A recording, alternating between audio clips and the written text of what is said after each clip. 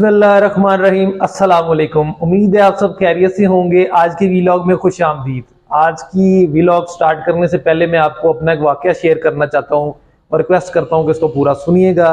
वो इस तरह से कि 2 हफ्ते कबल की बात है कि मैं अपने बच्चों का रिजल्ट लेने के लिए उनके स्कूल में गया उनके साथ। वहाँ पर रिजल्ट डिस्ट्रीब्यूशन हो रही थी। क्लास के अंदर एक खातून मौजूद थी, उनके साथ एक बच्ची छोटी सी खड़ी थी जिसको टीचर ये कह रही थी कि आपका फीस कार्ड पूरा नहीं है, फीस आपकी जमा नहीं करवाई गई, इसलिए आपको हम रिजल्ट नहीं दे सकते।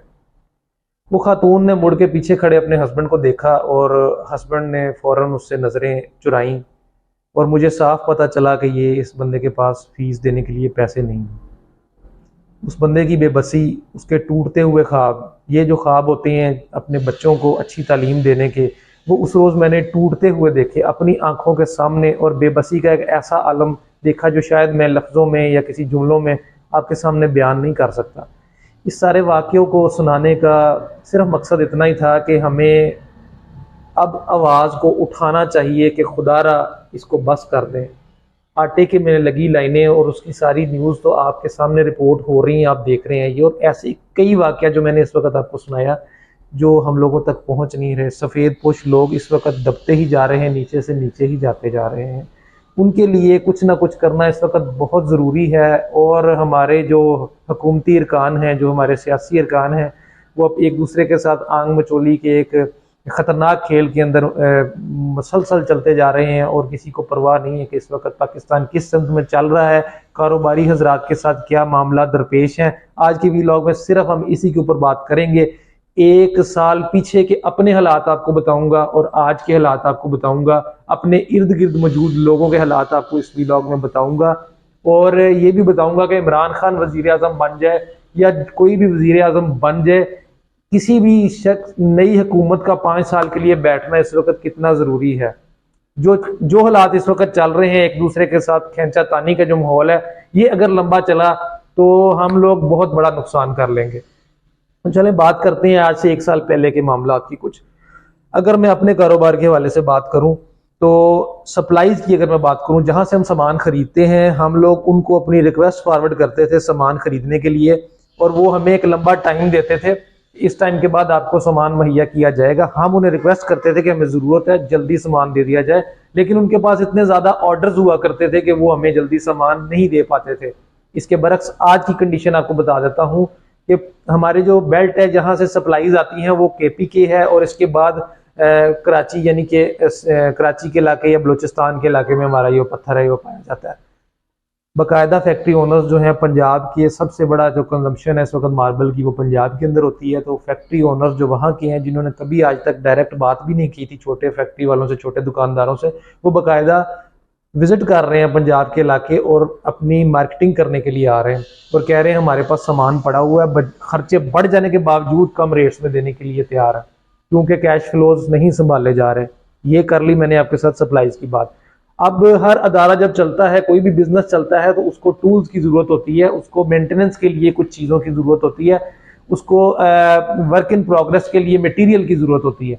हमारे पास जो ज़्यादातर मटेरियल हम इस्तेमाल कर रहे हैं, यानी कि अगर मैं बात करूं मेंटेनेंस के वाले से, बैरिंग ही अगर हम डालते हैं, कुछ क्लैंप ही अगर डालते हैं, तो तमाम चीज़ें हम इंपोर्ट कर रहे हैं। हमारा अपना यहाँ पे लोकल मैन्युफैक्चरिंग चीज़ में इतनी क्वालिटी भी नहीं होती और ना ही इतनी ज़्यादा चीज़ें अवेलेबल हैं, हमें इंपोर्ट करनी पड़ रही है। डॉलर रेट किधर का किधर चला गया है। परचेजेज जो हमारी हैं, लोकल परचेज करने के लिए, छोटा सा सामान लेने के लिए भेजें, जो चीज़ हमारी 1200 रुपये में आ जाती थी, वो आज वही वाली चीज़ 5000 एक्सीड कर गई है। इतना ज़्यादा फर्क पड़ गया। आगे परचेज पावर ख़त्म हो चुकी है। मैंने वाकया आपको सुना दिया है थोड़ी देर पहले कि क्या अवामी हालात हैं। जब लोगों के पास खाने के लिए पैसा नहीं होगा, बेसिक नेसेसिटीज़ जैसी एजुकेशन, सिक्योरिटी, फूड के लिए पैसा नहीं होगा, तो वो क्या मार्बल लगाएंगे, क्या वो कपड़े खरीदेंगे, क्या वो और डेकोरेशन की सामान, बहुत से इससे रिलेटेड जो बिजनेसेस है उसके पास जाएंगे, उनका काम चलेगा। और अगर काम नहीं चलेगा तो मजीद बेरोजगारी बढ़ती ही चली जाएगी। अच्छा, अब मैं बात कर लेता हूँ आपके साथ थोड़े से मजदूर तबके के वाले से। साल पीछे अगर मैं चला जाऊं तो हम लोग किसी को, रक्शे वाले को आवाज देते थे कि भाईजान ये सामान छोड़ना है, तो वो कहता था मेरे पास भाईजान चक्कर है, मैं आगे जा रहा हूँ, अभी मेरे पास टाइम नहीं है। आप दूसरे को आवाज मारते थे, वो कहता था नहीं मेरे पास भी टाइम नहीं है। तो आपके पास लेबर ढूंढना मुश्किल हो चुका हुआ था। ठीक है, इतने ज्यादा लोग जो बिजी थे, माशाल्लाह काम चल रहा था 1 साल पहले अगर मैं बात करूं। आज के हालात ये हैं कि डेली बेसिस पे कोई ना कोई रक्शे वाला आ जाता है और वो कहता है कि भाईजान मेरे पास काम नहीं है, काइंडली मुझे काम पे रख लें। हम उसे कहते हैं मेरे पास पहले ही 2 वेले खड़े हैं, क्या करें इसके आगे। तो ये कुछ हालात मंजर है जो मैंने आपको दिखाए। अभी करने की क्या जरूरत है, ये जो आंख मचोली एक दूसरे के साथ गिराने वाली खेल रहे हैं, वो इसको सेटलमेंट कर लें भाई, किसी तरीके से सेटलमेंट करके एक गवर्नमेंट 5 साल के लिए बैठाएंगे तो आपके ऊपर एतमाद करेंगे। आप किसी ऐसी दुकान पे जाते हैं, मुझे बताएं, आप किसी ऐसी दुकान पर जाते हैं जिसका आपको पता हो कि यार ये बंदा स्टेबल नहीं है, ये तो दुकान खोलता ही नहीं है, ये तो अपने मामलात में पड़ा रहता है, आप उसको जाके 4 पैसे एडवांस दे के नहीं आ सकते, आपको 2000 रुपया उस दुकान वाले को एडवांस नहीं देंगे। तो क्या इतने बड़े मुल्क को जो डगमगा रहा हो, जिसकी कोई सिमती नजर ना आ रही हो, लड़ाइयों में पड़ा हो, उसको कोई बाहर से इन्वेस्टमेंट भेजेगा? क्या वो बाहर से इन्वेस्टमेंट भेजेगा अपनी इन्वेस्टमेंट बर्बाद करने के लिए, या उसको कोई हेल्प करने के लिए भी तैयार होगा, जिसको ये अंदाजा हो जाए कि इनको खुद अपना ख्याल नहीं है तो हम इनका ख्याल कहां से करें। तो ये सारी कंडीशंस हैं। इलेक्शन डिले हल नहीं है, ठीक है, इलेक्शन डिले कोई हल नहीं है। आप अभी भी, अगर मैं कहता हूं कि तमाम सियासी पार्टीज हैं वो अवाम के मुफादात के अंदर थोड़ी सी सेटलमेंट करके बैठ जाएं, कोई बयानियां क्रिएट कर ले। मैं इस वीडियो के अंदर बयानियां आपको बता देता हूं, जो अपोजिशन पार्टीज के पास अगर इस वक्त बयानियां नहीं मिल रहा तो वो अवाम की खातर हम कुर्बानी देने के लिए इलेक्शन में जाने के लिए तैयार है, हमें मौका नहीं मिला, इस तरह का कोई बयानियां क्रिएट कर ले, वो भी चल जाएगा, वो भी बिक जाएगा। उस पर भी अवाम आपका भरोसा करके फिर से आपको आजमाने के लिए आपको कोई बैलेंस दे देगी, कोई लेवल आपको दे देगी। ये जो पलड़े बराबर करने वाले आप कह रहे हैं, वो किसी ना किसी तरीके से इसी वजह से होंगे। जिस सिमत में इस वक्त चल रहे हैं ये पलड़े कभी भी बराबर नहीं होंगे और नुकसान सिर्फ और सिर्फ ऐसे लोगों का होगा जिनके ख्वाब टूट जाएंगे। जो मैंने आपको वाकया बयान किया, जो बेटी छोटी है उसके ख्वाब, उसके बाप के ख्वाब टूट जाएंगे, वो मर जाएगा बेचारा, अपनी नजरों में मर जाएगा वो बेचारा, अपने खानदान, अपने घर वालों के सामने वो बंदा मर जाएगा। इसको बचा लें, उस बंदे को बचा लें जिसकी मैंने आपको स्टोरी सुनाई है। इस तरह के हजारों लाखों बंदे डेली बेसिस पे शर्मिंदगी का सामना कर रहे हैं, अपने ही बच्चों के सामने, अपने ही घर वालों के सामने। हमें तो अल्लाह ताला ने बहुत दिया है, अल्लाह का बड़ा शुक्र है, अल्हम्दुलिल्लाह। इस वक्त मैं वीडियो बना रहा हूँ, आप देख रहे हैं मोबाइलों के ऊपर बैठे हुए, लेकिन काम हमारे किसी ना किसी हद तक चल रहे हैं।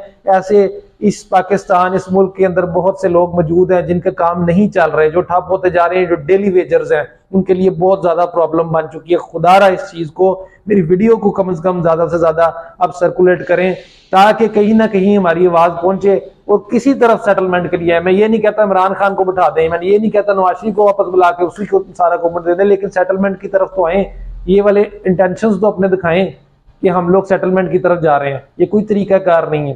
तो ये थी आज की वीडियो, मैंने सिर्फ आज इसी के ऊपर बात करनी थी। पता नहीं आपको पसंद आई है, बुरी लगी है, माजरत चाहता हूँ अगर आपको मेरी कोई बात बुरी लगी है, लेकिन मुझे जो समझ में आ रहा था मैंने वो बोल दिया और मैं समझ रहा था कि मुझे ये बोल देना चाहिए। आपको जो समझ में आता है आप भी चैनल बने और आप भी प्लीज बोल दें। तो खुश रहें, आबाद रहें, दुआओं में याद रखिएगा। नेक्स्ट इंशाल्लाह किसी व्लॉग में मुलाकात होगी, तब तक के लिए इजाजत चाहता हूँ। अस्सलाम वालेकुम।